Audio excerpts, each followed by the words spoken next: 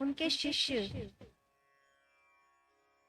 बताते हैं इस बात को कि किस प्रकार उनके भक्त जब आते थे योगीराज के उनके पास, तो जैसे कृष्ण की याद में गोपियां बैठी रहती थी मधुबन में, रास्ता देखती थी कि कब आएंगे भगवान, वैसे ही उनके भक्त मंत्र मुग्ध होकर बैठे रहते थे गुरु के पास। गुरु यदि अपने आसन पर समाधिस्थ बैठे हैं तो घंटों इंतजार करते उनके पास। कुछ कहने की सामर्थ्य नहीं होती, जैसे भाव से जकड़ लिया हो किसी, और यूं बैठे रहते कि दीक्षा भी नहीं मांग पाते। तब कभी गुरु स्वयं ही करुणा कर कहते कि आओ मैं तुम्हें एक प्रसाद देता, और वो दीक्षा देते जो क्रिया योग सिद्ध होती। और कभी गुरु के चरणों में कोई भक्त लौट जाता था और कहता, गुरु मुझे बताइए ईश्वर से मिलने का रास्ता, और तब उसे दीक्षा प्राप्त होती प्रसाद के रूप। तो उन भक्तों के लिए जिनके हृदय में भगवान से मिलने की प्यास थी, कभी योगीराज, कभी रामकृष्ण परमहंस, कभी स्वामी तेलंगाना, ऐसे गुरु उस समय हुए। और उस समय साधारण भक्त नहीं होते, जो उनके पास पहुंचा वो साधारण कैसे हो सकता। लेकिन गुरु तो स्वयं को भी साधारण ही कहते। गुरु का कहना था, साधारण व असाधारण दोनों को अनुभव करने में अधिक अंतर नहीं, प्रयास दोनों के लिए करना पड़ता है। तो साधारण को पाने में कैसा प्रयास, लोग पूछते हैं। तो एक बार फिर से देखिए, यदि आपको कोई दृश्य देखना हो तो क्या आंखें खोलनी नहीं पड़ती? यदि सुनने में मन नहीं लग रहा तो क्या कान को इस तरफ लगाने के लिए प्रयास नहीं करना पड़ता?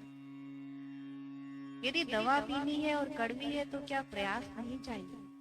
तो फिर उस ईश्वर को पाने के लिए कुछ प्रयास कर लिया तो क्या बिगड़ गया?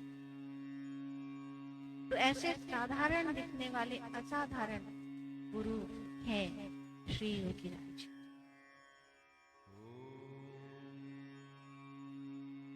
उनके भक्त उन्हें प्यार से अनेक नामों से बुलाते,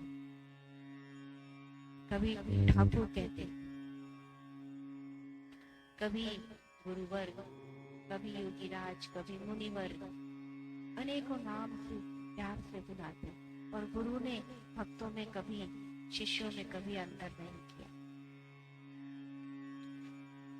कहते हैं कि महाअवतार बाबा ने उन्हें दीक्षा देने के लिए कुछ समीकरण बताए थे, लेकिन गुरु ने उनसे प्रार्थना की कि ऐसे बहुत सी भटकी हुई आत्माएं हैं जिन्हें रास्ता दिखाने की आवश्यकता है, तो मुझे थोड़ा सा स्वतंत्र कर दीजिए दीक्षा दे। और तब गुरु ने उस हर व्यक्ति को दीक्षा दी जो ईश्वर का नाम लेना चाहता था, जो जिसके कर्म उसे अधिकारी बना रहे थे। तो वह दीक्षा उन्होंने कर्म के आधार, जाति पाति, स्त्री पुरुष, युवा वृद्ध, वो किस परिवेश से है, वो किस स्थिति का है, इसमें गुरु ने कभी फर्क नहीं किया। पोस्टमैन था एक वृंदा भगत, गुरु का प्यारा शिष्य। तो अनेक बार कहते थे योगीराज की वृंदा अमृत के सागर में गोते लगा है। वो अमृत क्या था? प्रिया की बराबर था।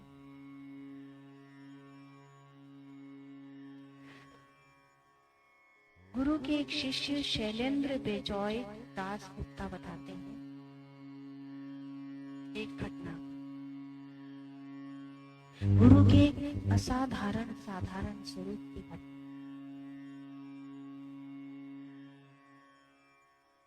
उनकी पत्नी उन्हें एक ठेला थैला दे दिया करती थी, एक सामान की लिस्ट, और जाइए ये सब्जियां, ये घर का सामान लेकर आइए। गुरु निकलते घर से, हाथ में रुपए थमा देती थी वो, और वो जब सब्जी मंडी पहुंचते तो वहां पहले से तैयार खड़ा रहता था एक सब्जी वाला, गुरु की बाट चुनता हुआ। उनके हाथ से थैला ले लेता, सामान की लिस्ट ले लेता, और गुरु वहीं एक किनारे खड़े हो जाते। वह दौड़ करके भाव से भर कर जो उसे समझ में आता वो डाल के उस थैले में दे देता गुरु। वो लिस्ट नहीं देख पाता था क्योंकि उसकी शायद आंखें भरी होती हैं गुरु के दर्शन से, और गुरु उस थैले को लेकर घर आते। उनकी पत्नी देखकर बहुत खुश होती कि जो कुछ उसने लिखा था वो था सब उस थैले के। तो ये बहुत छोटी छोटी घटनाएं हैं ऐसे गुरु की जीवन की जो अनंत है। कितना मैं कह पाऊंगी और कितना आप सुन पाएंगे। तो एक बार वृंदावन में किसी ने कहा था कि इनकी बांके बिहारी के मंदिर में कि इनकी तस्वीर क्या उतारी, इन्हें तो हृदय में रखकर जाइए। तो गुरु का परिचय क्या जानेंगे, उन्हें तो हृदय में उतार लेंगे। क्या फर्क पड़ता है कब उनका जन्म हो, उनके माता पिता कौन थे, उनकी पत्नी का क्या नाम था, कितने बच्चे थे उनके। जानना है तो ये जानिए उनके शिष्य कौन थे।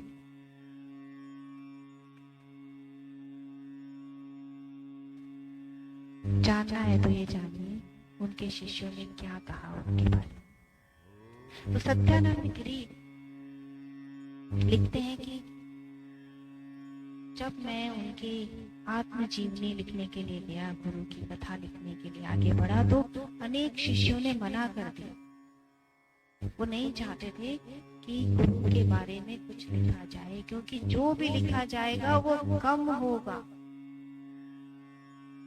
मना कर दिया उन्होंने, हम किसी तथ्य को बांटेंगे नहीं आपसे, वो हमारे हृदय में है। यदि आपने एक शब्द इधर उधर लिख दिया, यदि पढ़ने वाले ने एक शब्द इधर उधर पढ़ दिया, तो हमें बर्दाश्त नहीं। कैसे बताऊं गुरु के बारे में, जो ऊर्जा शब्द।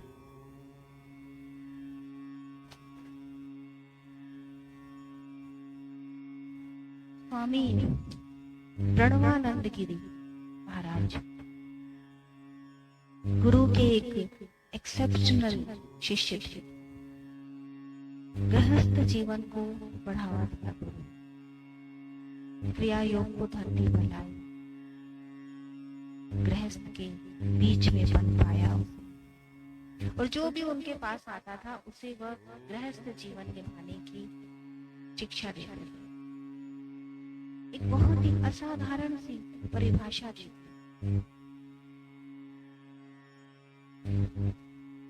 के बीच उन्होंने जो ये शब्द कहे उसे ध्यान पूर्वक सुनिए। ब्रह्म से ही सबकी उत्पत्ति हो रही है, इसलिए सबको ब्राह्मण कहा जा सकता है, किंतु ब्रह्म में न रहकर शरीर रूपी ग्रह में रहने से गृहस्थ कहा गया। शरीर रूपी ग्रह में रहने से गृहस्थ कहा गया। मां के गर्भ से उत्पन्न होने पर सभी गृहस्थ हैं, क्योंकि उस समय आत्मा विशिष्ट रूप से शरीर रूपी ग्रह में प्रवेश करता है, किंतु जब क्रिया करते करते देह बोध समाप्त हो जाए तब शरीर रूपी ग्रह में न रहने से ब्राह्मण तब दूसरी बार जन्म नहीं होगा। यह गृहस्थ ही क्रिया की परावस्था में जब कूटस्थ पर स्थित होता है तब ऋषि कहलाता है। जो व्यक्ति कूटस्थ नहीं जानते वह उसे आंतरिक मन समझ ले, अंतर मन समझ ले, आंतरिक स्थिति समझ ले। गुरु ने बताया पृथ्वी के अणु की अपेक्षा ब्रह्माणु का बल लाख गुना अधिक होता है। योगी जब इस ब्रह्मांड के भीतर प्रवेश करते हैं तब पंच तत्वों व काल पर उनका आधिपत्य होता है। वे सर्वशक्तिमान होते हैं तथा ब्रह्म में विचरण करने के कारण ब्राह्मण की संज्ञा प्राप्त करते हैं। चातुर्वर्ण्य मया सृष्टि गुण कर्म विभागश्च।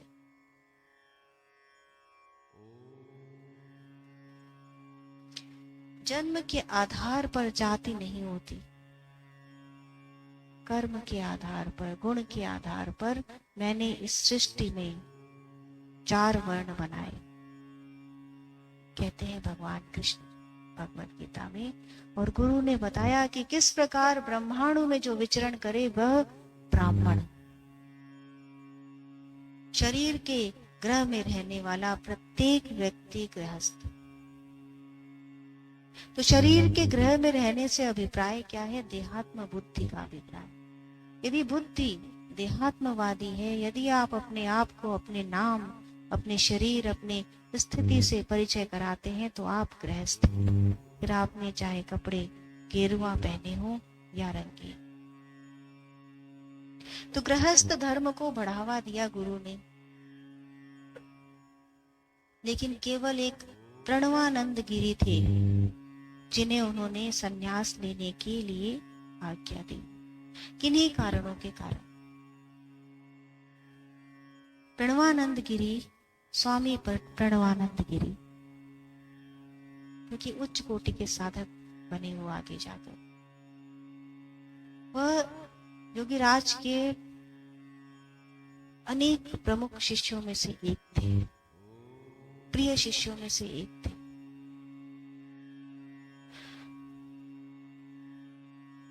उन्होंने बताया योगीराज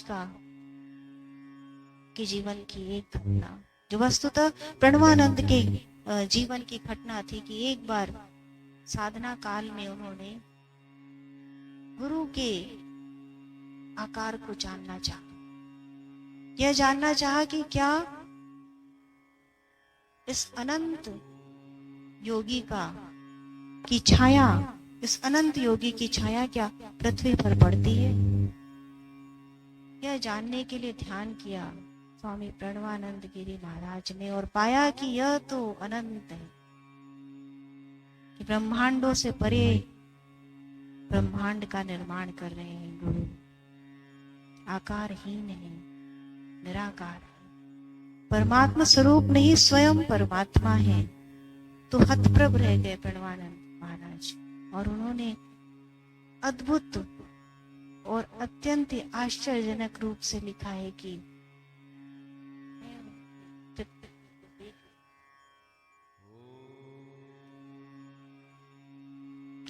अनिर्वचनीय स्वरूप गुरु का। स्वामी तेलंगाना उसी समय हुए थे और कहा जाता है कि 300 वर्ष या कहीं मिलता है कि 500 वर्ष की आयु थी उनकी। निर्वस्त्र रहते थे स्वामी तेलंगाना और लहरी महाराज की बहुत तारीफ करते। तो कभी कभी उनके शिष्यों को कुछ बात कम समझ आती तो वो कहते, आप तो सन्यासी अघोरी, आपने सब कुछ त्याग दिया और आप उस गृहस्थ के लिए इतनी बात कहते हैं जिसके तो परिवार है, बच्चे हैं, स्त्री है, नौकरी करता है।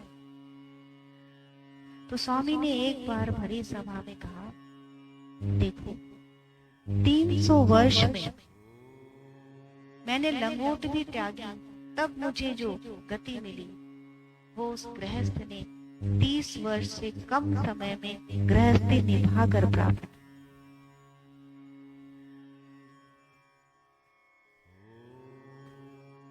गुरु का इतना प्रभाव, इतना ओज था कि उन्होंने अपने जाने की बात अपने भक्तों को, अपने शिष्यों को पहले ही बता दी थी।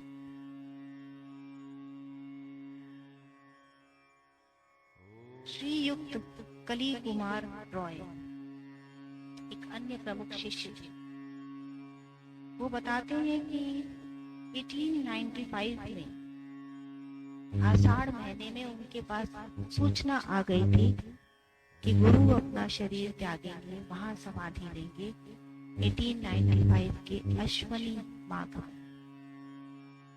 और यह सूचना सभी साधक भक्तों को मिल गई थी। तो गुरु ने अपने जाने की तिथि पहले बता दी। अनेक भक्त, अनेक शिष्य एकत्र हो गए। समय आया तो सैकड़ों हजारों लोग वहां एकत्र हो गए।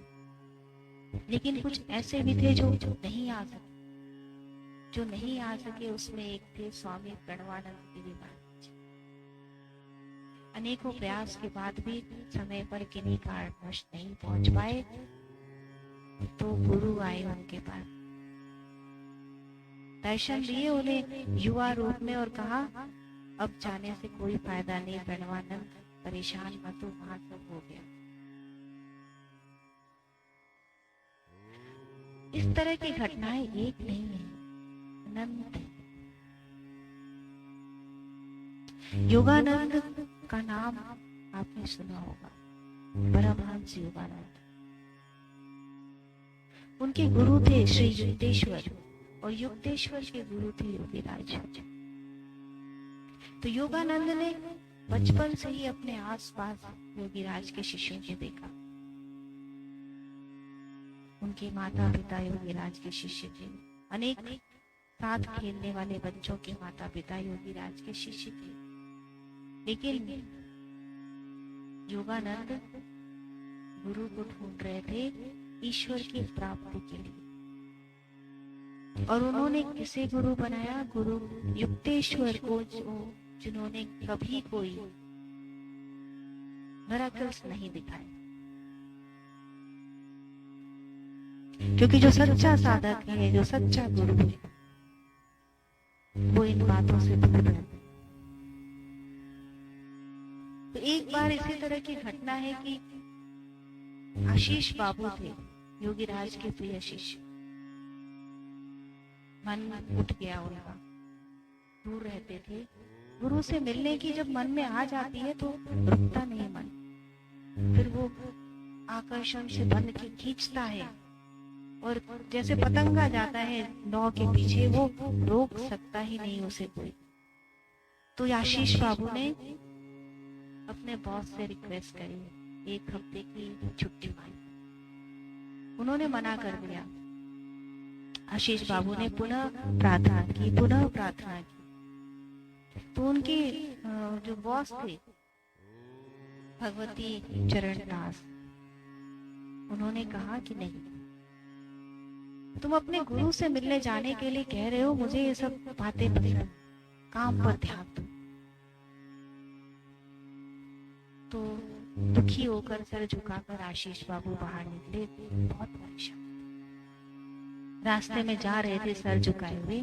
पीछे से बॉस की पालकी आई, भगवती चरण बाबू की पालकी आई। और उन्होंने जब देखा आशीष बाबू परेशान जा रहे हैं, सर झुका हुआ, कदम जैसे उठ नहीं पा रहे, तो उन्हें दया आई। वो पालकी से उतरे और उन्हें समझाते हुए आगे बढ़ने लगे कि देखो आशीष, तुम्हारे घर परिवार है, बच्चे हैं, इस तरह छोड़ के जाओगे, कैसे काम चलेगा।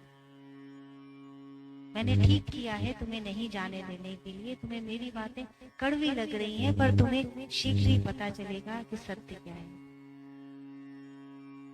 और सत्य तो सामने खड़ा था।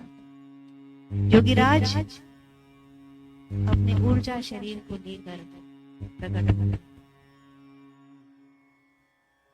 चारों तरफ धूप छिटकी हुई थी और जैसे एक मायावी संसार बन गया। योगीराज प्रकट हो गए और उन्होंने कहा, भगवती, तुम अपने कार्यकर्ताओं के साथ बहुत कठोर। आज के बाद किसी को अध्यात्म की राह पर चलने से रोकना नहीं। यह कहकर योगीराज अंतर ध्यान हो। आशीष बाबू तो गिर गए अपने घुटनों पर, साष्टांग दंडवत करने लगे। और जो भगवती चरण वर्मा थे वो स्तब्ध खड़े रहे। अगले दिन आशीष बाबू, भगवती चरण वर्मा और उनकी पत्नी योगीराज के पास पहुंचे। भगवती चरण दास ने सपत्नीक गुरु से दीक्षा ली और उनके ही पुत्र थे श्री परमहंस योगानंद।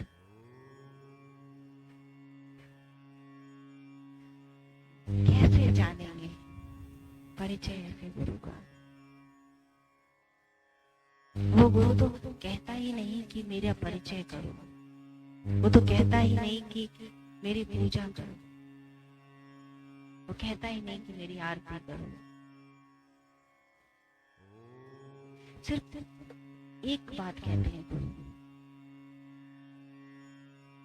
कूटस्थ पर मैं सदैव तुम्हारे कूटस्थ पर विराजमान, कोई मलेच्छ नहीं। ये गुरु के शब्द हैं, कोई मलेच्छ नहीं, मन ही मलेच्छ है। तो मन पर नियंत्रण करो। आत्मा मरता नहीं, वह तो काल से परे है।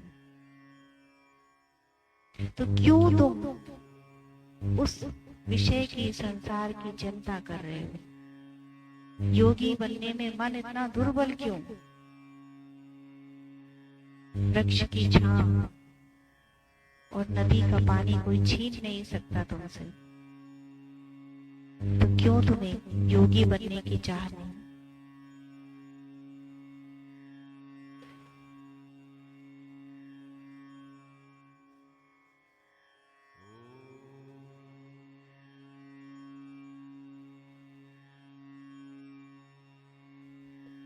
उनके शिष्य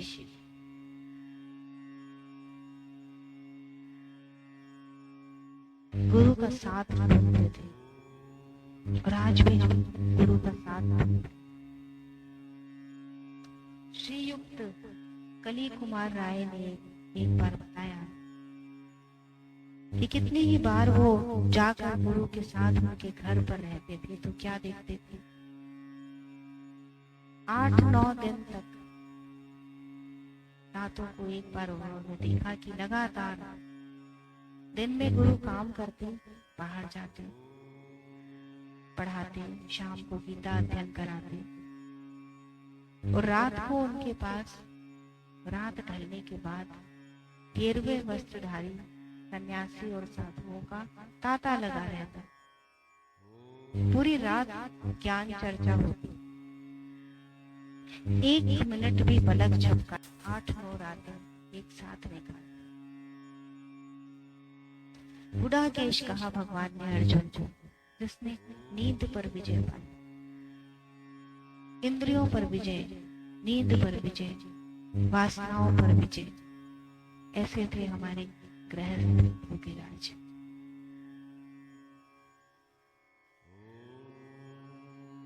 आज भी मैं ऐसे लोगों से मिलती हूँ जो कभी उन्हें दशा समेत घाट पर ढूंढते हैं, कभी नेपाल जाते हैं गुरु से मिलने, कभी मानसरोवर जाते हैं और बहुत गर्व से बताते हैं कि मैं योगीराज को ढूंढ रहा हूं। एक बार भटका था मेरा मन भी योगीराज को ढूंढने के लिए, और तब गुरु ने याद दिलाया, मैं तो तख्त पर बैठा हूं, बाहर ढूंढोगे तो नहीं मिलूंगा मैं, अंदर ढूंढो तो मैं सदैव तुम्हारे